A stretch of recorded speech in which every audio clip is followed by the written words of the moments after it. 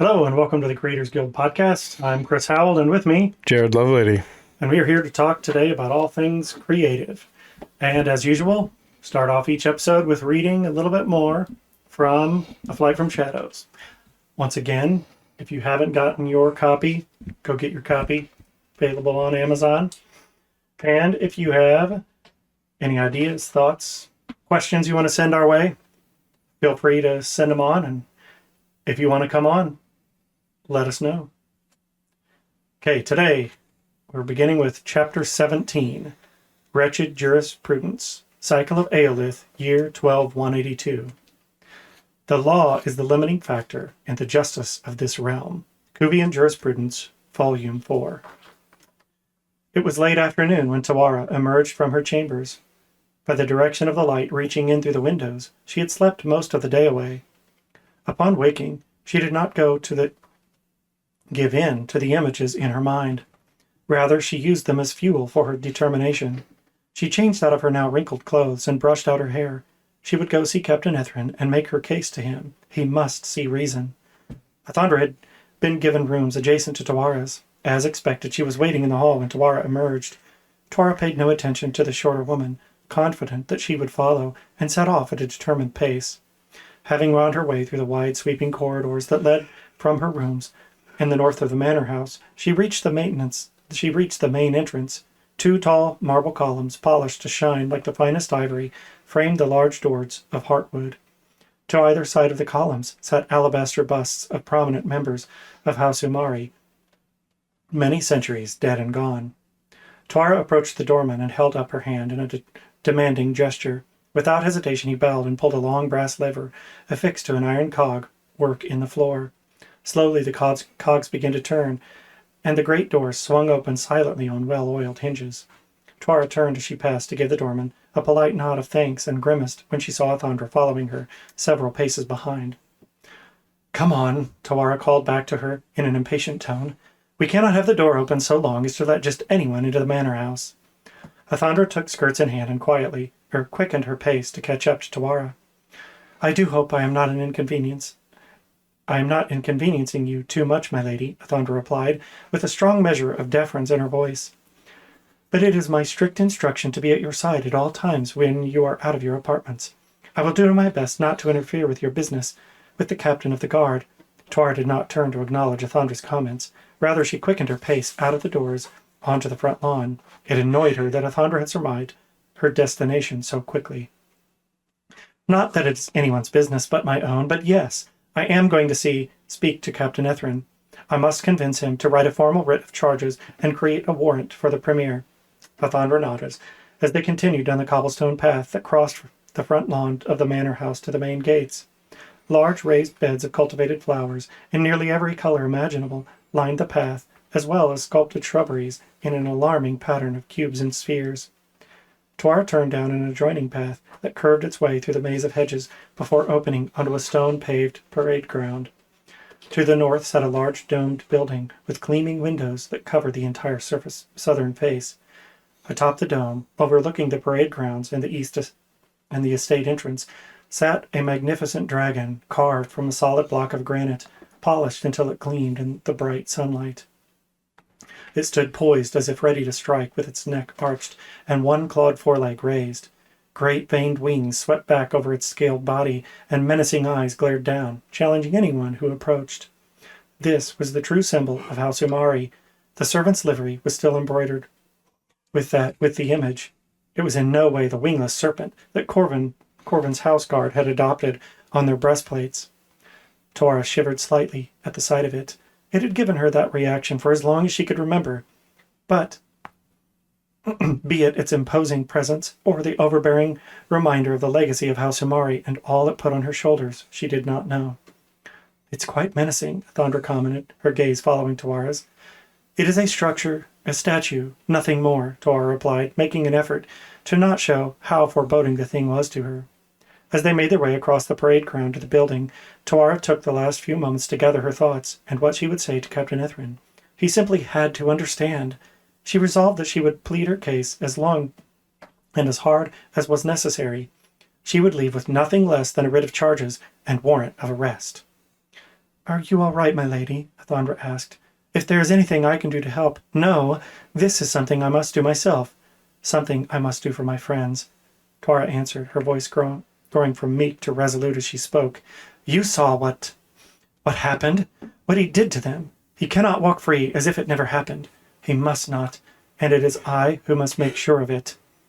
They entered the building through large paneled doors with frosted glass etched in vine and floral patterns.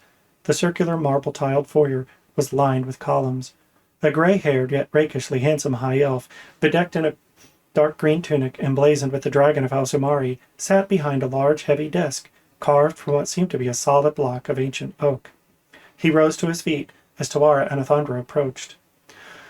Ah, Princess Tuara, he said in a sing-song voice. He stood to receive the young women and bowed slightly.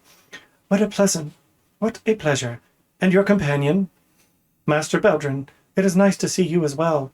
This is my handmaid, Athandra Koviat. Athandra, may I present Master Geldrin Beldrin, one of the most trusted stewards and esteemed members of House Umari. Athandra looked momentarily puzzled before her face smoothed into a humble expression. She curtsied, bowing her head as she spoke. It is an honor to meet one as esteemed as yourself, Master Beldrin. I had heard something of a new handmaid arriving, he replied in a stately yet kind tone. Welcome to House Umari, but please, my dear, call me Geldrin. I get plenty of esteem from others who come calling for official business. As Princess Tuara's handmaid, I am sure we will see much of each other, and we must treat each other as friends. Indeed, Athandra replied with a genuine smile for the older man. Thank you, Geldrin. New friends in new places are always welcome. Now, he said, turning his gaze back to Tuara, how may I be of service to you today, my lady? I would like to see Captain Ethrin, Master Beldrin, on a matter of some great importance. Indeed, he replied calmly, flipping open a ledger on the desk. He did not look at the ledger as he continued. The captain's schedule is clear at the moment, and he currently has no other visitors. I can show you to his office, if you like, or you are welcome to make your way on your own. I know you know the way.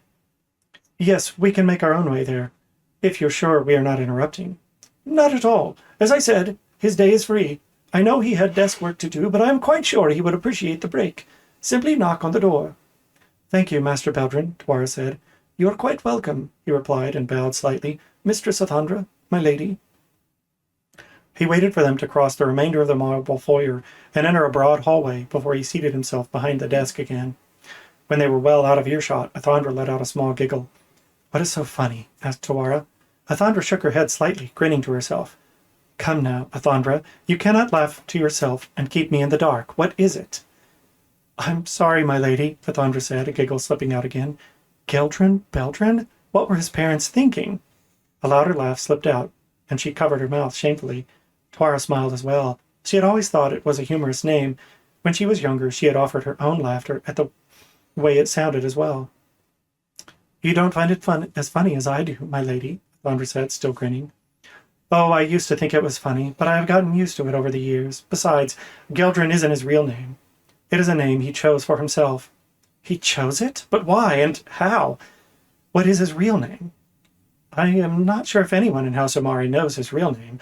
I doubt even my father knows it. Geldrin is the name he took as High Assassin. Athandra choked and stumbled. High Assassin? She exclaimed in a fierce whisper, looking back down the hallway nervously. My lady, are you teasing me? Not at all. That is the reason my father trusts him so thoroughly and holds him in such high esteem. He retired from the High Assassins and took a position as house steward in his retirement.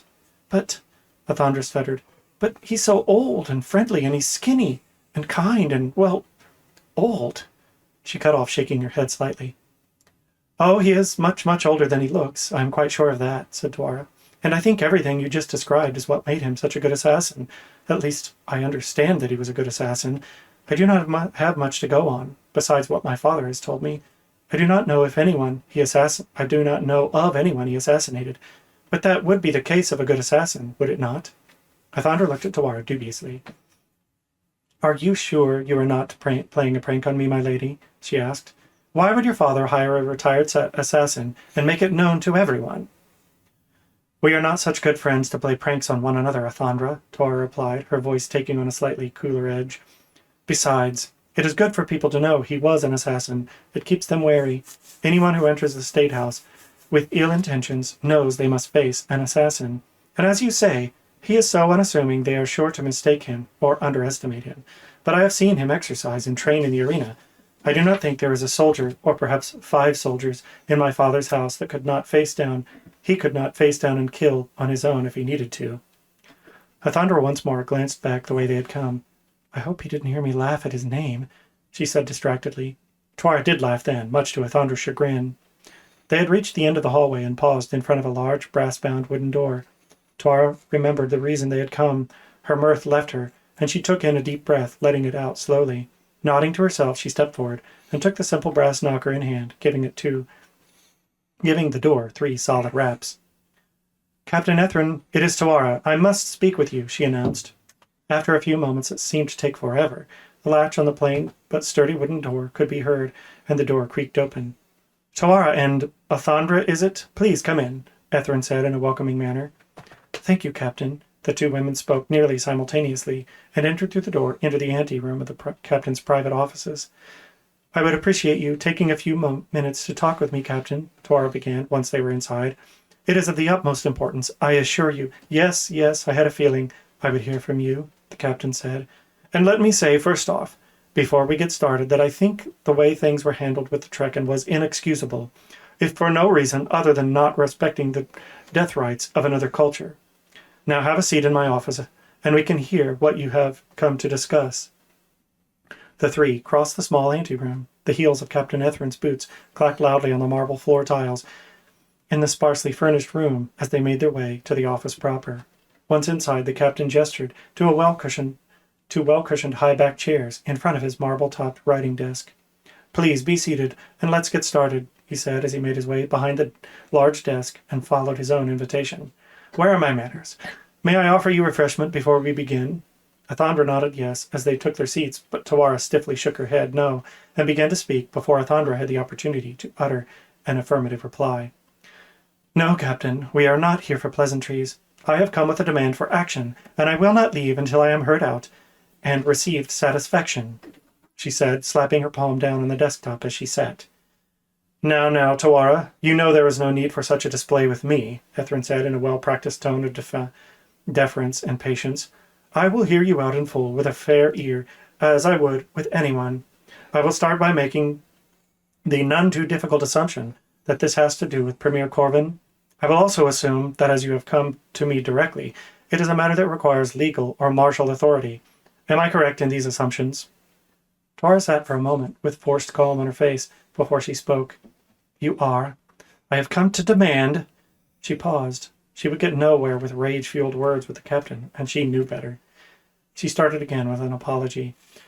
I'm sorry, Captain Ethrin. I fear I am letting my personal feelings get the better of me. I have come to make a formal request for a writ of arrest for Premier Corvin for murder most heinous of 2 Trekken. Ethrin laced his fingers in front of him and sighed. I had a feeling it would come to this. I am within my rights, Tuara began. I know the law, Captain, as the youths have no next of kin within the jurisdiction of the province that are likely to challenge and bring up the charge. I may, as a member of the ruling house, bring up the charge in their stead. In such capacity, as an official representative of House Umari, I make the charge of murder most heinous. You are obligated to hear my charge and make considerations for issuing the writ of arrest, Captain. I know my job, Tuara. I, too, know the law, Captain Ethrin replied, rubbing his temples, as if trying to ward off an oncoming headache. I am not sure what you are trying to accomplish with this. As I said, I agree the way the Premier handled things was in poor taste, and for the life of me, I cannot put reason to his actions, but neither can I find any illegal action on his part. You cannot find any illegal actions? Tuara all but yelled at the captain. What do you mean? Those children were guilty of no crime. They were detained for a month, beaten, most likely tortured, and put to the question, hung and burned alive, and you can find no illegal actions in this? She turned and looked at Athandra for support. The incredulity she felt was overwhelming. How could Ethrin justify Corvin's actions in any way? Athandra's eyes grew wide. Her gaze became fixed on the floor in front of her feet, and she fiddled with one of her rings as she held her hands in her lap. Tuara let out a breath of frustration. Athandra apparently was going to be no help here whatsoever. As her silence Was her silence because she truly did not know Corvin for who he was? Or was she his pawn, willing to maintain her allegiance to the snake in order to keep her newfound position in the house? She turned back to Ethrin, expecting a reprimand for raising her voice, or some sort of argument or rationalization. Instead, she was shocked to see his hands clasped together gently on his desk, a look of calm sufferance on his face. She shook her head, raising her hands in a shrug of exasperation. "Well?" she demanded. "Well, what?" he replied calmly, with no change in expression. "Well, what do you have to say? Are you going to just let him walk on these charges?" Tuara demanded. "And which charges exactly would he be walking from?" he continued in his frustratingly calm voice. "I just stated them. Are you even listening to what I am saying? He should be charged with murder and face charges for torturing people, torturing children." "Ah, you see the contradiction in your statements. That is good." Tuara felt her mouth drop open. What was he talking about? "What are you talking about?" she sputtered. "What contradiction? What—" "If I may, I believe what he's trying to say," Athandra began, before being abruptly cut off. "Shut up, Athandra," Tuara snapped, beyond annoyed at the interruption. "Just answer me, Captain. Will you give me a writ of arrest against Corvin and issue a warrant so he cannot get away with these crimes?" How could this be happening? She thought Captain Ethrin was more reasonable. He said he cared about the youths and did not agree with what Corvin had done, so why wasn't he willing to help her do something about it? "You are becoming one of his lackeys," she said, throwing her hands in the air as she sat back in the chair. "You are going to be another bootlicker, just like Lieutenant Bernard and the other house guards." His expression changed to that of bored contempt. "I am an exceedingly patient man, Tuara," he said flatly. "In my profession, I must be. I frequently resolve issues that charge people's emotions. I am quite equipped to handle such interactions, but I have extraordinarily little patience for blatant stupidity." He paused, and Tuara felt her face flush. Of course she felt strong emotion. She watched her friends die, and he had just called her stupid, right to her face. "I see," she said. "It was a mistake to come here, Captain. I regret taking up your time. We will see ourselves out." "Tuara, you requested this meeting, and it is not yet over. There are still matters to discuss. If you are unwilling to help, I do not see what more there is to say," she said flatly, with a tinge of disappointment in her tone. "That is because you are directly involved in this, and you are emotionally charged. As I said, I am used to that. However, you are also a princess-elect, and must learn to use reason. You cannot afford to make stupid decisions because of your emotions." She let out a small shriek. "By the gods, is that what this is about? The more things to discuss is about me being ready for the crown? You cannot be serious. I have plenty of instructions and get all the berating I need from Corvin. I do not need more lectures from you, thank you very much." She didn't have to sit here and listen to this. She did not really believe he was in support of Corvin. But if he would not help, she did not have to take his insults. She certainly did not have to listen to lectures from him on how to be a proper princess. She made as if to stand. "Sit down, Tuara," he said in a gentle tone. When she didn't respond, he gave a command with the full force of his captain's voice. "I said, sit down." She was surprised to find herself seated back in the chair, a sense of fear and intimidation mixing with the anger and frustration she was already feeling. "I am not going to lecture you. I am the last person with a desire to do so, but this is more important than you appear to comprehend. Me learning a lesson is more important than Corvin facing justice for murder. Not just a lesson, Tuara." His tone was deadly serious. "I fear there is something you must learn if you are to stay alive and safe." His words sank in. If she were to stay alive? What could he be referring to? How did this have anything to do with her besides Corvin's sick desire to constantly put her down? "I'm listening," she said more calmly than she felt. "Good. Now that you are calm, Athandra, you started to say something previously." "What?" Tuara spat. "She knows nothing." Captain Ethrin held up a hand. "Tuara, this is my office. You are petitioning me. I will decide who speaks and for how long. Besides, Athandra has been selected to be your closest advisor now. You should avail yourself of what she may have to offer."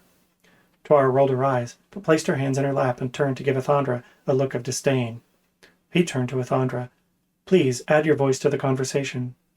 Athandra gave Tuara a hesitant glance before facing Captain Ethrin. "Well, Captain, I believe what you are trying to say is that Tuara is too emotionally involved in this situation." She sees reality from that perspective. In truth, the Premier cannot simply walk away from the charges because he has not been charged with anything. I also believe, and please correct me if I am in error, but I believe you are telling us that you would, if you could, find a precedent to charge him post haste for what he has done, but there is simply nothing in written law that the Premier has violated. Ethrin nodded and turned his attention back to Tawara.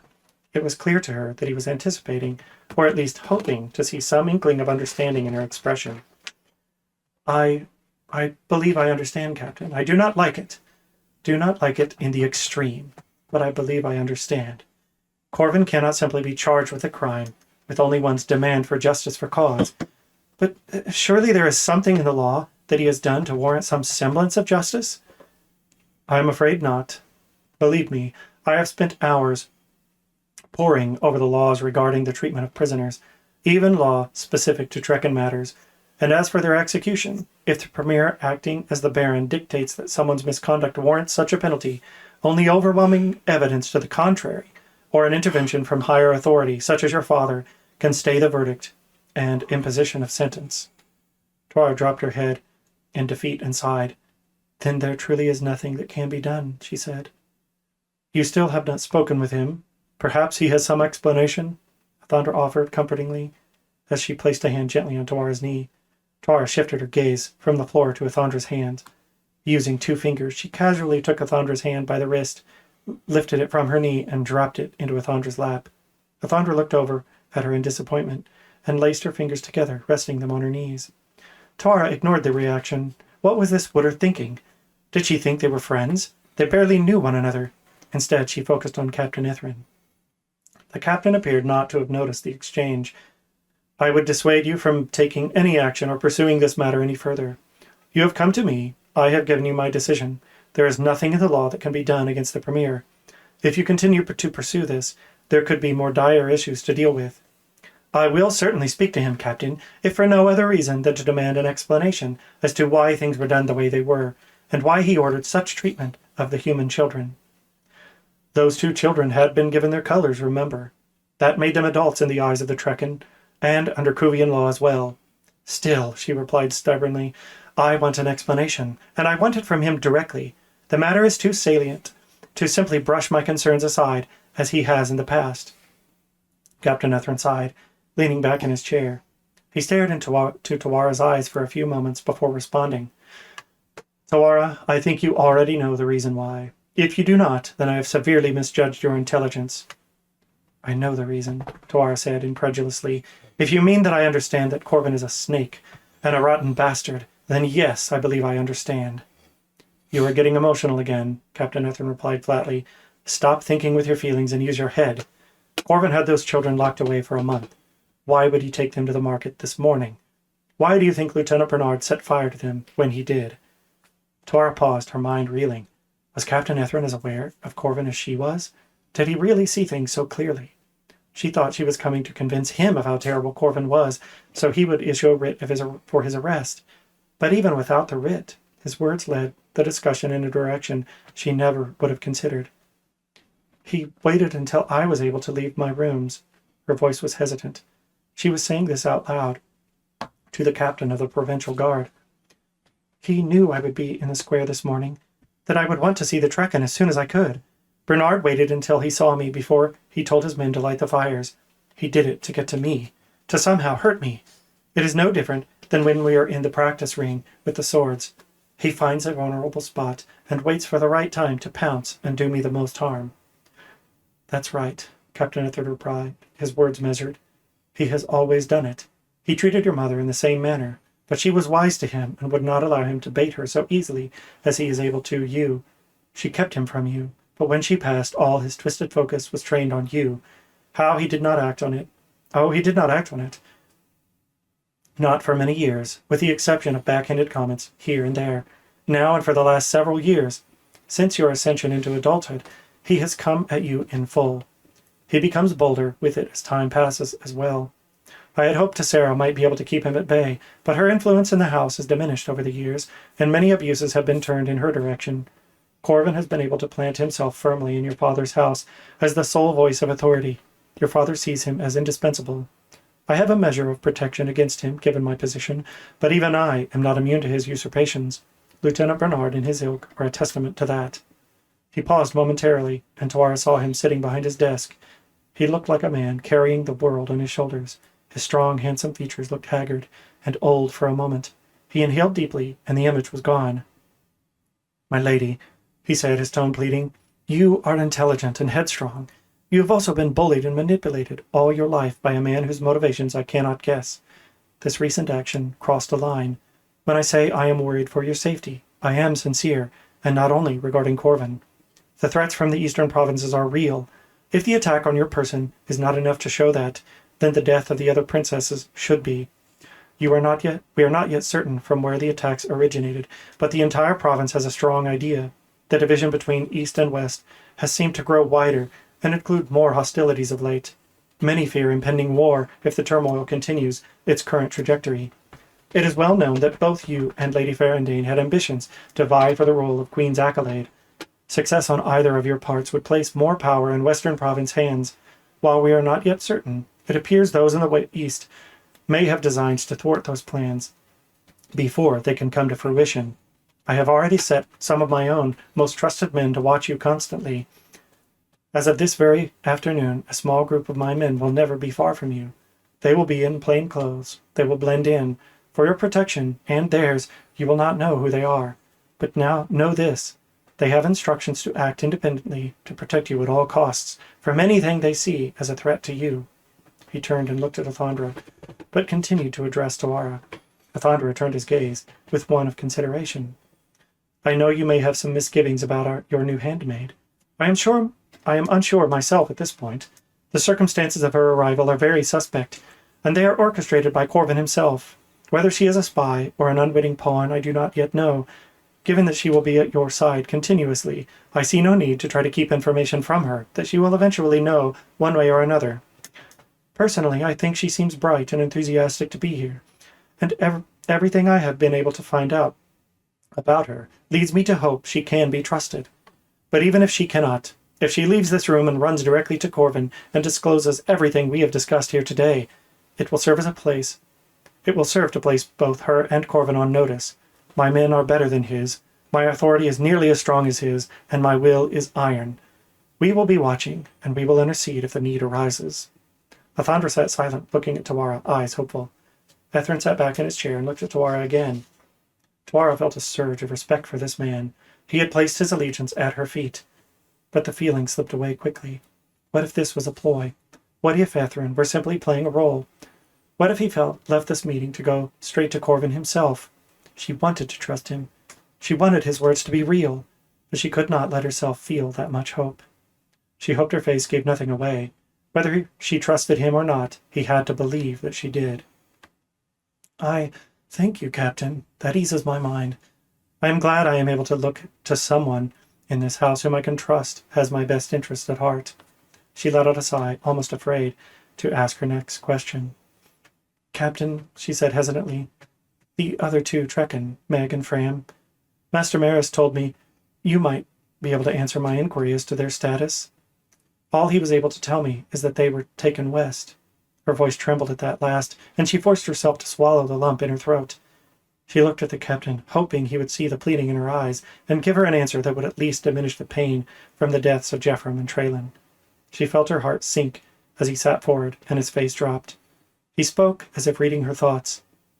"I know you wish to hear good news, but the best news I can give you is that they are still alive." "Alive, but where?" she asked, feeling a pit opening in her stomach. "They will spend the next 10 years of their lives in Cetra, in the Austral copper mines." Tuara could not help it.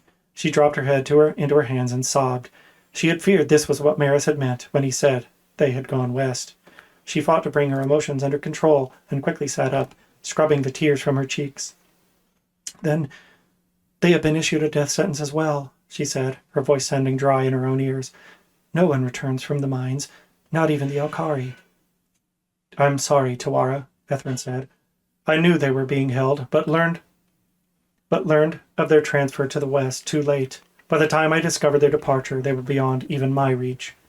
A thought occurred to Tuara. "Has anyone communicated any of this to my father?" she asked. I have not seen the letters, but according to Corvin, all that he has done has been with the approval of the Baron. Given the nature of your father's travels and the fact that I have been a step behind Corvin at each turning, I have not communicated with your father in any of these matters directly. The best I could hope for was to address my concerns when next your father and I meet. Tuara nodded slowly. Whether it was true or not, Corvin would make sure everyone knew he acted under the direction of the Baron and not of his own volition. They too are lost to me then, she said, feeling weary at all that had happened in so short a time. She would weep for Fram and Meg too, she knew. I think it is time I should be moving along. As unfortunate as I feel all of this is, I understand there is nothing legally that can be done about his actions. Very well, Ethryn said. As always, it is good to have you visit. Always feel welcome here. He paused, a sad, thoughtful expression on his face. I think you should have this, he said. Opening a drawer in his desk, he removed a small cloth-wrapped bundle that he placed on the desktop in front of her. She hesitantly folded back the cloth and her breath caught. Inside was a gold and ivory ring with a flying dove at its center. The ivory was tarnished black char, marring its edges. This was Jephram's, Tuara whispered, her voice catching. She felt her eyes sting and quickly folded the cloth back around the trinket, fighting back her emotions. Thank you, Captain, she said, her voice steadier. Ethryn nodded before letting his expression change back to that of the captain. He stood from the chair, striding to the opposite side of the room to hold the door for her. Good luck, my lady. Remember what I said. Be careful. Go in good spirits. Go in good spirits, Captain, she replied. Come, Athandra. We must leave the captain to his work. Stupid law. Yeah. Yeah, not a real satisfying chapter. Yeah. But when we wrote this, we really wanted to see into who is this Captain Ethryn guy, at least get a glimpse into who he might be. And build up who he's going to be in the book. Upcoming, at least paint a picture for now of who he might be in the future. So, well, we have somebody that's going to join us again today. You've seen his beautiful face before. This is Caleb, the leather guy. Backed by popular demand. Yes, indeed, backed by popular To demand. satisfy the fans. He makes these for us. Makes other stuff. You know him. You love him. In my phone, Caleb is in my phone as Glub Glub. Yeah, nickname from Quincy when he was a baby. Yes. Yep, one of my sons, Quincy, couldn't say Caleb, so he called him Glub Glub. And Braden decided, even though Braden's older than Quincy, decided, yeah, Glub Glub. Yeah. So Caleb became Glub Glub. So, Caleb, what have you been up to these days? Oh, nothing. I'm at that point I think a lot of people get to where you're like, I guess I could make some stuff and do some stuff, but whatever. Yeah. Like, there's nothing pressing. I mean, you said make some more bookmarks, so it's like, yeah, I could do that. But yeah, it's that point where you're just like, yeah, nothing's flowing. No, those creative juices aren't happening. No new ideas on stuff. So it's, yeah, I could make some stuff, but whatever. Hey, I went and talked to a guy today that a friend of mine that has has a dispensary. Go get those creative juices flowing in his. Yeah, true. I mean, I have been thinking about looking into that in all seriousness. Well, I did that garden this year, and I was like, I could plant anything back here, nobody would know. Yeah, like I could do whatever. But yeah, it's. I think most people get to that point. I don't know how much you guys talked about before with the book where you're just like, you just gotta write. You just gotta get down and write and stuff like that. And I could see that with a book, for sure. But there's other things where it's. I would imagine if you're a painter, you're just staring at a canvas. You're like, yes, I could just paint, I could just draw, but literally there's nothing coming to my brain to do. That's why you get packing tape and you tape a banana to a wall Yeah, and be like, art, look at that. yeah, that's exactly what happens. When I was in the MoMA in New York. I thought that we were in an art exhibit, and I was like, "What is this?" I was like, "This is what?" It's like this. It just blended in with everything else. Yeah. It was a construction zone, and the walls were just plaster. Yeah. And I was like, I started looking around, going, because it wasn't really clear. There were a bunch of people in there. They hadn't designated it off properly, so people were kind of funneling through. But yeah, people were stopping and looking at the walls and stuff like, oh yeah, look at these walls. And then, yeah, there were signs up. I was like, wait a second. Those are construction signs. They're just remodeling. Yeah. So yeah, that's how well the modern art blended in with everything else. Yeah, it's That's kind of the, there's some videos and I'm like, yeah, I think they're obviously staged, but it still gets the point across where there's a woman in the kitchen and there's a pot on the stove and she's walking up to it and a guy walks up and is like, huh? And they, like, nobody says anything. He just holds a hand up and then picks up a spoon and is like, oh, and then he dumps like some salt and some other stuff in and stirs it and then takes a sip again and he nods, puts a spoon down and walks off. And then the lady like shrugs and then picks up her cleaning rag and is like, do it. oh yeah. I'm like, that's like the equivalent of a lot of modern art, in my opinion. Well, I think that I text you about this with AI and art and stuff like that, and writing books and things. But it's not really art that's being made anymore. I mean, obviously people are making art, but it's content. Like that's the new art. That's the new media. That's what's gonna get viewed. That's what's gonna happen. And it's how long will that wave last? I don't know. I mean, it's going to shape and evolve and form into something else, and people will pick and choose what they actually like. Right now, it's just trends. So, oh yeah, you see that video, but that will get tiresome, and people will go. It'll get filtered out and become something new. Yeah. But that's what is being made. It's just content. Yeah. Yeah, and there's a lot of stuff out there from a content perspective where it's literally just so it's on Twitter, it's on Facebook, Instagram, like it's the exact same thing. Like that video that I just described of somebody scooping the water, like there's like 10 different versions of that have come up into my feed and I'm like, why is this here? It's the same thing, just different people doing it.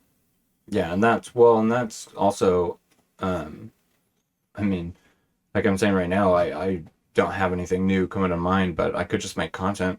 Yeah. I could just make stuff. And it's like, if that's how you want to fill your day, that's fine. That's your choice. I don't care what people do with their time. Yeah. But from a creative perspective, from an art perspective, it's not moving I don't know what you say, but it's not moving it forward at all. Yeah. So this modern art, it's like, how long is that era gonna last? Yeah. Forever? It's just gonna keep, when will we get into another era of art? And that's probably gonna be a really long time. Yeah. One thing from a content perspective that I don't think is ever gonna go away is cooking shows. Oh yeah. I mean, as long as there's been television. Did they have radio? Cooking shows? I'm not sure. Where it was like, who's the lady with the? Today we're gonna cook the Julia Childs. Yeah. If they had like the radio version of Julia Childs, her describing, well, I know you can't see it, but cook till that you want the turkey to be brown and you want the right. Whatever. Yeah, well, she did. I watched the like Julia TV show. I don't know how accurate it is, but I mean, according to that, she was just got onto TV and they were like, wait, people watching you cook? What the? Yeah. This is crazy. So I'd probably say no, but it sounds like a missed opportunity. Like, tune in at 6 to hear the recipe. I mean, I'm sure they aired recipes. Probably. Like, they probably did air recipes. I don't know. I've never looked into that. We'll have to do some research into that. See if there's some. I don't know. It seems like they would definitely, especially if they had like a sponsor or something for a radio, they'd be like, oh, and try it with this. I mean, that wouldn't be an exact recipe, but it would be Well, I pretty mean, close. I know they used to do ads, like Garrison Keillor did on his show. He would do the powder milk biscuits, and it was like a mock radio things, like where he'd have a like barbershop quartet thing singing. Right. Tell me, have you tried them powder milk? I don't know. And then, well, and even today on Mike Rowe on his podcast, he does, he has paid ads, but he does all the ads himself. Right. And a lot of them he writes, I'm assuming I mean, he's pretty talented guys. Yeah. Lots of skill sets there. So he does a barbershop thing, but all the voices in the barbershop quartet are him. He's singing all the parts, does all the music, and does whole ads that are like humorous, like old style fireside chat radio show ads. Right, yeah. It was pretty cool. All right, so just a little background here. Uh-huh. The Betty Crocker Cooking Show of the Air first aired in 1924. Betty Crocker Cooking. Yep. Nice. So it's been around for that long, and it was on the radio. Yeah. Obviously, in 1924. I wonder if Nestle Toll House morsels, if they did the chocolate chip cookies back then. Because, so the reason I bring that up is Ruth Wakefield is our Something. great something ancestor. Yeah, something ancestor, yeah. Yeah. And her family had like an actual toll house. It was, people would pay a toll. And then she started getting Nestle chocolate chunks and would make cookies from them or make cookies with them. And then Nestle, somehow it got back that she had these amazing cookies. So somebody went and investigated, and then they bought her recipe. So when you get the Nestle Toll House chocolate chip cookie recipe, that's Ruth Wakefield's cookie recipe. And they paid her with, it was like Willy Wonka. You get a lifetime supply of chocolate. Sounds like you're going to get extremely fact-checked on this situation. Sounds Probably. like one of those where it's like the Aunt Jemima thing, and I've seen like 12 different versions of that. And I'm like, okay, well, at this point, it's not important enough for me to... What I'm finding here is in 1939, Ruth Wakefield ran a successful Toll House restaurant in Massachusetts. Yeah, there was a toll house, and then it became a like it used to be an actual place where where they collected tolls. To get the rolls. Maybe. Tolls for the rolls. Yeah, I didn't know about the toll house part. I mean, I knew she did the recipe, but I didn't know they had a toll house. Yeah, that's why it's Nestle Toll House cookies, is because of the toll house and the toll house restaurant. All I know is we're not getting any royalties off of that. I know. Well, she didn't get any royalties off of that. She got chocolate chunks to make more cookies. Yeah, I'm like, geez, it's really let us down on that one. I know, right? Great. You know how much better our studio could be? Yeah. I mean, it's just a bedroom with a curtain. Yeah. Don't tell the audience that, Jared. Don't pay attention to the bedroom behind the curtain. Yes, exactly. Well, Caleb, you talked about, and Jared, I haven't actually talked to you about it. We were talking the other day, and Caleb had an idea for when we do cons and stuff like that, to make a map, a leather table-size map that we put on our tables that is like, stuff will get spilled on it. It'll become more and more worn over time. Yeah. But that's the intention. And everywhere we go, that map goes with us. Yeah. I don't know, just an idea. Yeah, I think that'd be cool. Yeah. I was like, if I can pull it off, I don't know. yeah. Given the size of my laser and the size you probably want to have to cut it up and do little pieces and stuff, it'll be A little bit of math involved, but hey, we could just talk to Jesse. So we have a brother who raises cows, sells cows. We'd be like, next one that goes in, we need that entire hide. yeah, that's not gonna happen. Yeah, probably not. You don't want to tan your own leather, Caleb? Come on. No, it's ridiculous. I keep having inkling to do it because I hunt as well. So yeah, every year I'm like, oh yeah, look, this deer hide, that'd be perfect. I could definitely do that. And I'm like, well, I mean, a deer hide is like $40, so yeah, could just go do that instead. It's kind of like the gardening, you know, when you get into summer and you're like, look, I have these 3 fresh tomatoes. So, you know, I spent 4 months and $2,000 on processing so I could save 75 cents at the grocery store or the farmer's market. Yeah, but that's a really tasty bite. And you're like, this is a $2,000 bite. Yeah. You know, divided between the two, you know, you're like, yeah, you're talking at least $500 a bite there. That's pretty good. You know, most expensive tomato I've ever eaten. Yeah. Which the German strawberries that Melissa grows, they are my tomato now. Yeah. Yeah, So, I'm going to get some so I can do some more of that jam, strawberry stuff. Yeah, I'm like, you slice it up and the inside is like almost a blue steak. You know, like rare enough to be, there's rare and then there's blue. I don't know what blue is. I've never ordered. I've never had that option on a menu before. Yeah. Would you like your steak blue? Yeah, there's only certain restaurants that'll do it. And I'm like, yeah, I don't think I want to eat. I guess I haven't been to a fancy enough one yet for the blue steak. Yeah, it's medium rare, and then blue. It's basically I've had like milk steak, you know, the milk steak. You know, you took a flashlight and shined it on the outside, and you're like, yep, that's done. I don't know. But I know the cut when you slice, you slice across the cut, like that's what the inside of the tomato looks like. And I'm like, it's like this thick, velvety texture. And I'm like, this is the best tomato ever. I like Melissa's, the Stein Pinks. So they have their own variety of pink tomatoes. Yeah. I grew some this year that were pink and they were not as good.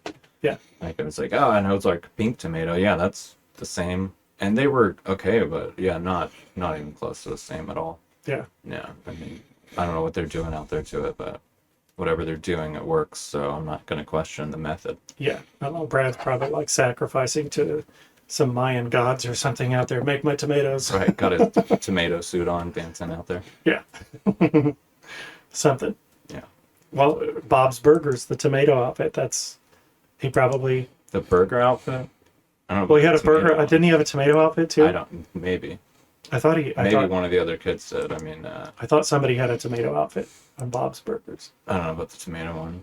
Maybe he didn't, and I'm just remembering incorrectly.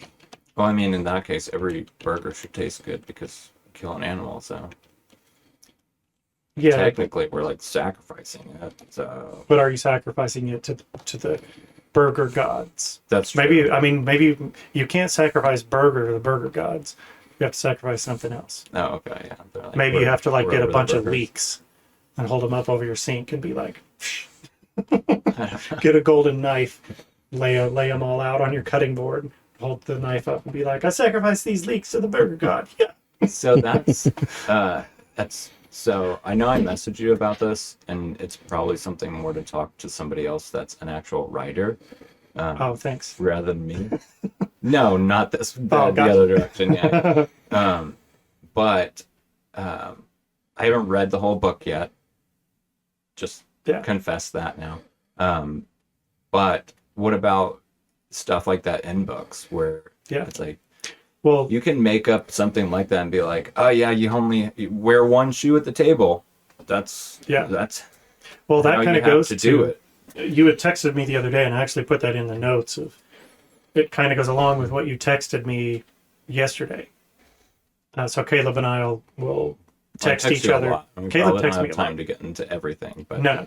But one of the topics was like, if you write morals, character morals or story morals into your writing, and then you write things from character perspectives, and you're coming up with these things, like you only have your perspective. So how much of what you're putting in is you just trying to write what you're observing in the world around you, versus it's actually, this is how you think things are or ought to be or shouldn't be.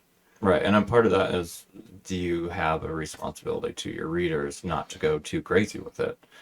I mean, I guess it depends Or on to what go type too of, crazy. Yeah, it depends on what type of book you're writing.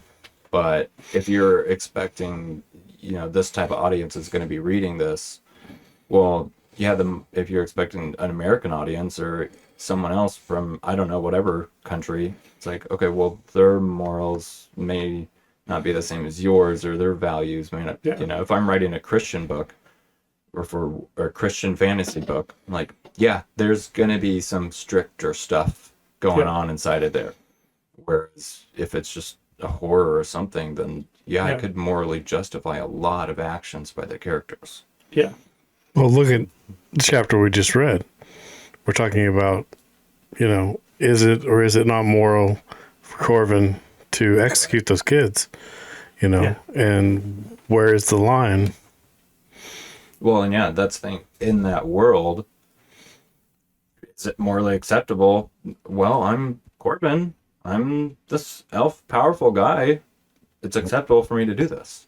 Yep. You may not like it, but is it morally acceptable for me to do this? And even the Trekken could look at that and go, well, yeah, I mean, obviously we don't like it, but I mean, that's what happens. That's just how it is. Yeah. If I yell at someone in America and call them a bad name, some people may not like it, but hey, I get to do that. Go somewhere else. Well, wait, what? You just yell out of your car window at people? Yeah. Here, it's fine. Yeah. May not like it, but it's like the here, it's fine. It's like on Parks and Rec, when they have the visiting guy and he's like, straight to jail. Right. Yeah, exactly. But I'm trying to remember the different things, but yeah, there's totally different perspectives that come into play and really shape the world that you're building. Yeah.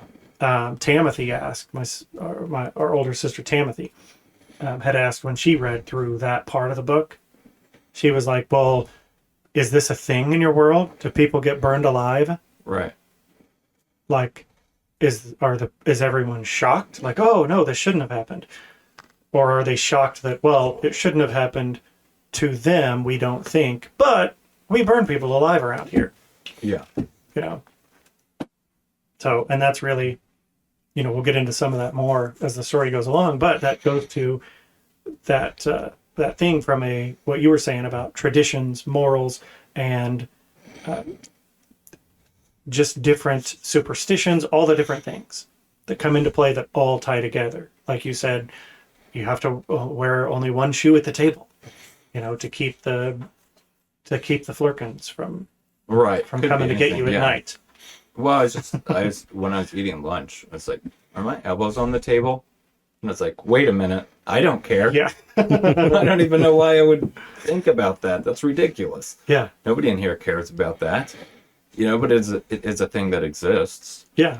I have no idea why it's there. And it's like, how much of that is your character's perspective based on, or their morals or whatever, especially being an elf. There's stuff that we do, we have no idea why. Yeah. They've been alive long enough to know why. Yeah. So potentially. Yeah, potentially. It's like there's things from the 1800s that we do that people are like, I have no idea why we do it. Yeah. But well, like you said, don't put your elbows on the table. That's bad manners. Wait, it is? Yeah. What does that mean? Can I offend somebody if I'm like, if I sit forward and go like this, put my elbows on the table and prop my hands? I feel pretty offended. Yeah. We're at a table right now, Caleb. Are you eating anything? I'm feeling nauseous even looking at you. Yeah. No, where you're saying that, I was thinking about even simple stories that you wouldn't think about that kind of lens through, like The Princess Bride. Yeah. To make a famous one there. She's like, oh yeah, you've taken him back and it's just accepted that he's like, yeah, send him back to a ship or kill him or whatever, you Yeah. know? And she's over here going, well, I know that you didn't kill him. Not saying, how dare you even consider Yeah. the option of killing him. It's like, she was totally like, yeah, that's what I would expect you to do, Yeah. is to kill this person. But I know that you didn't. Yeah. You know, it's like, yeah, maybe you wouldn't look through that story with that moral lens, but yeah, there's a lot of questionable moral actions in that story. You're like, yeah, just go ahead and, I don't know who this guy is. He's behind us in a boat. Let's just kill him. Yeah. I don't know. We don't know what he's doing. He's just sailing, but he's sailing the way we're sailing. Stay here and just kill him. Maybe he is actually out for a pleasure cruise through eel-infested waters. But even if he is, he's using the same wind we are using. So let's let him catch up and then kill him. Right. Yeah. Well, even the princess wasn't like, how dare you capture me? She's Yeah. like, yeah, you did this. Darn it. Yeah. But you won't get away captured with me, it. But he'll hunt you down. Yeah, he'll hunt you down. Humperdinck will hunt you down. Yeah. Kill you. I mean, to her, it wasn't the objection of being kidnapped. Yeah. She's like, oh, yeah, it happens, Yeah. but you're not going to get away with it. Well, even like Vincini, when he's like, let's have a, what does he say? You mean something? And he nods. Mm-hmm. To the death? Mm-hmm. Yeah, I accept. Like a battle of wits. Yeah, battle of wits, yeah. To the death? I accept. And I'm like, what? And that's what you do. Yeah. This is what, yeah. Well, my wits, you're no match for my wits. Yeah. So, yeah, you got it done. I mean, the whole thing, when he climbs up, let's cut this rope and let him die. Yeah. Oh, when he climbs up, stab him. Yeah, when he comes around that boulder, hit him with a rock. Like, Just, what do we know about this guy? I don't know, but just kill him. yeah. And I mean, yeah, people would say like, back then, and I'm like, no, Yeah. no, not back then. What do you think this was happening on a daily basis? Is this how you think the world operated for thousands of years? As people were like, just like, I don't know, let's just kill that dude. Like, that's not how the world existed. I mean, some of it might have been. There were crazy people, but everybody else was like, They were walking around crazy. George Costanza. We're living in society, people. Yeah, I mean, people were still saying that. It's not like all of a sudden in 18 whatever we're like, you know what? Now let's stop. Maybe it's not go around just randomly without any consequences killing people. That's not how the world existed. People were like, I don't that know. guy's nuts. Look at like the Inquisition. Look at medieval times. Like we went for how many? What was the medieval? Medieval was what, about 2,000 years? Well, it's about 1,000. Or about 1,000, not 2,000. About 1,000 years is considered medieval before the Renaissance happened. I'm like, almost everything that was invented was different, horrendous ways to torture and kill people. Right, but like that's it. that was with moral justification. Yeah, it goes back to those morals and power. Yeah. Yeah, it wasn't just like, we're crazy, let's be crazy. You could say, oh, well, look at all these people that followed Genghis Khan and stuff. Yes, they followed him.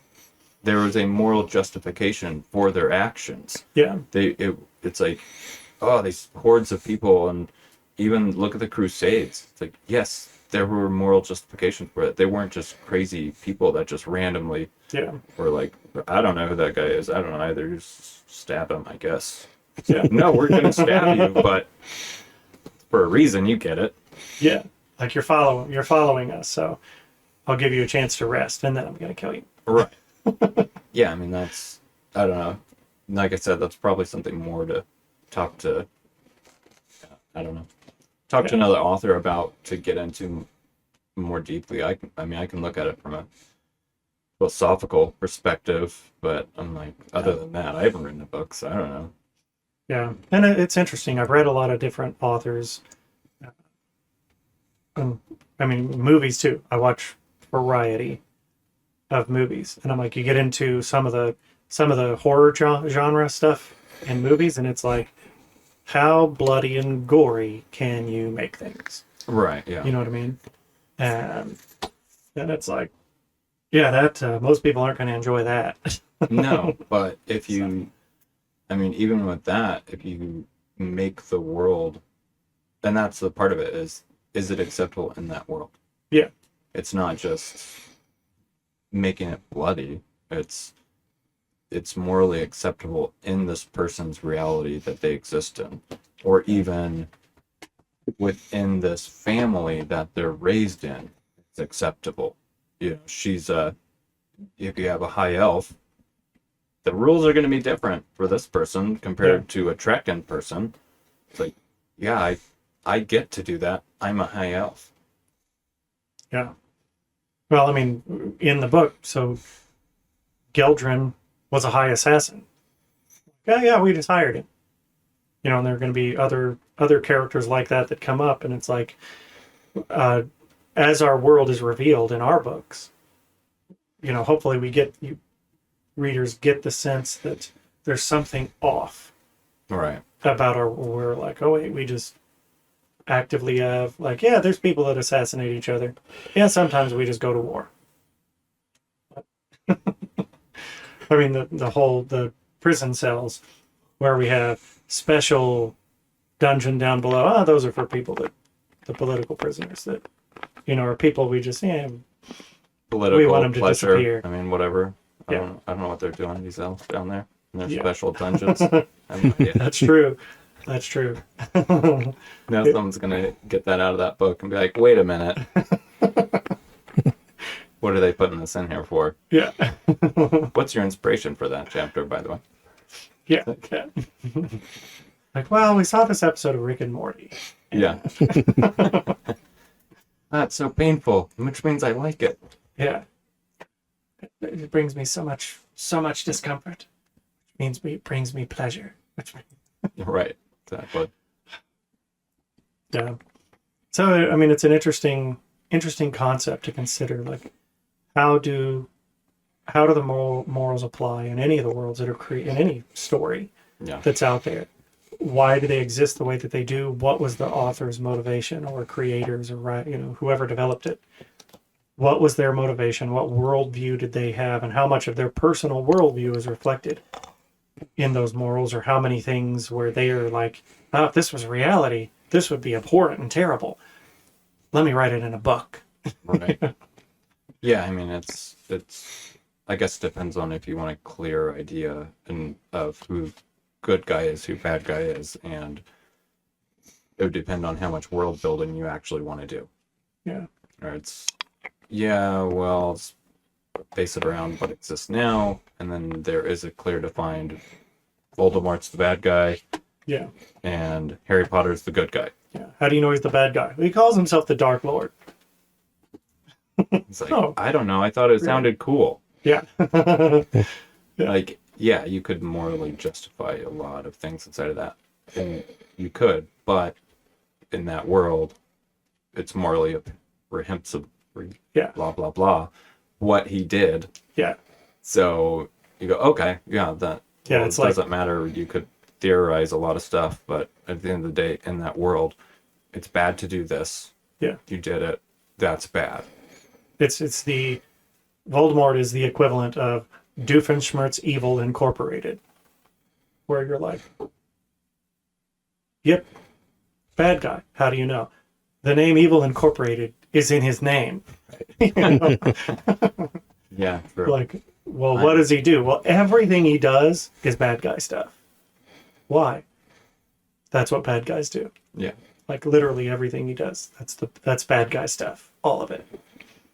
So, yeah, there's a lot there's a lot more that could be unpacked there of how worlds are created, how morals are created in stories. And it's interesting to read different stories and see how morals come out differently. Yeah, I mean, you don't have to dive in. I mean, if you're writing, you don't have to dive in too much, but just based on a character's reactions to it, you're going to know pretty fast. Okay, that's something bad, or that doesn't matter in this world. Yeah. Yeah, I mean, even there's been stories that I've read where even people dying in horrendous ways and whatnot, and the other characters are just like, yeah, that's how it goes. All right. And you're like, what? Yep, death happens, and you try not to let that happen, and it did. Well, and it's also a way to like there's, for instance, in Robert Jordan's Wheel of Time, there's lots of instances where someone does something that's considered bad and they don't react to it. So Yeah. it's already been established. These are the morals and, just polite societal things and stuff Yeah. like that. And then it's like, yeah, and then he stabbed him in the throat and then took out his blade and wiped it off and walked away. Yeah. Oh, yeah, that guy doesn't care. Yeah. So it's also a way of just conveying that, where you've already set up this is what's right or wrong or whatever, and this is how far somebody would have to go to be considered a really bad guy. Yeah.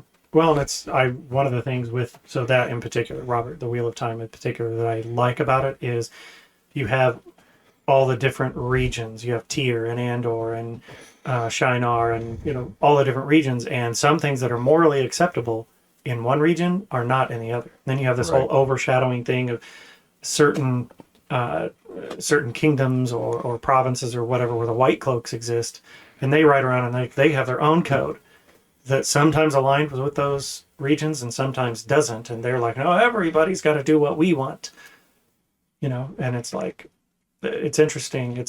That's one of the reasons I like the story, is you get to experience all these different moral compasses and cultural things that are valid in one area and not in another through the eyes of these youths from the middle of nowhere. And all of a sudden they're like, oh wait, we're on the ship and everybody's naked? What? And they powder their heads and shave their heads and like duel each other in the streets? What are you talking about? We just get married and raise sheep. Like, that's it. We have wintertide, and it gets a little rowdy sometimes, like when Matt released the badger onto the green. That's about as exciting as it gets. Yeah, I mean, I guess, well, and in the commentary, he goes over that a little bit, where he's like, yeah, I'm telling the story of their innocence being taken away and stuff as they explore the rest of the world and stuff like that. But he does do a good job where you're clearly seeing the different morals between different peoples and going, well, yeah, that's fine there. Yeah. Okay, yeah, that this person, if they don't like their husband, they have a knife around their neck they carry, and they'll just stab them. Yeah. Yeah. Okay, like, that's well, fine. that's their society. That's the way. That's how they operate. So stay in line. If you don't want to get stabbed, don't do that thing, right, and then you don't get stabbed. seems logical. And that's how the society goes. Exactly. Which is why the TV series is garbage. But that's a whole other topic to get into. Yeah, that's a whole other ball thing. of wax. Yeah. Maybe we'll get into that some other time. Speaking of which, I think Lord of the Rings, the new season just came out. I don't know if I'll watch it. I don't know. Yeah. We'll see. Maybe. If I get bored enough, I'll check it out. But similar take on that. Yeah. Similar take. Yeah. Well, Caleb, it's been interesting so far. Yeah. Like there's a lot more to dive into that, and especially with like customs and, like I said, superstitions and things like that. I guess it just depends on how much world building you want to do, but yeah, something to think about for sure. Yeah. We haven't, I guess we've thrown a couple little superstitious things in our books, but haven't delved into it super deeply yet. We'll get there. Yeah. Well, thanks for coming today, Caleb. Yeah, no problem. Appreciate it. Yeah, I'll be back at some point. Yep. If you have Sure. any burning questions for Caleb or want to see some of his work on the YouTube channel, or you're like, oh, I'd like to hear Caleb's perspective on X, Y, or Z, just send us a message and we'll be sure to ask him next time he's on. Yeah, just volunteer that for me. That's fine. Yes. Well, that's for me. I can be like, all right, Jeremy from Ohio wants to know Yeah, there's no why no do you highlight like in Superman Jeremy, so it's not underwear gonna work. so much? You know, And next time you'll find out why. next time. Alrighty. Well, thanks for joining us today. Yep. Thanks for listening. Thanks for visiting us on our podcast. Be sure to stay tuned and find out what's coming up next. Till next time, go in good spirits. Thanks for listening to the Creators Guild podcast. Don't forget to get your copy of A Flight from Shadows, available on Amazon. While you're there, please rate it and give it a review. If you like the Creators Guild, please like and subscribe, and make sure to share it with your friends. Until next time, go in good spirits.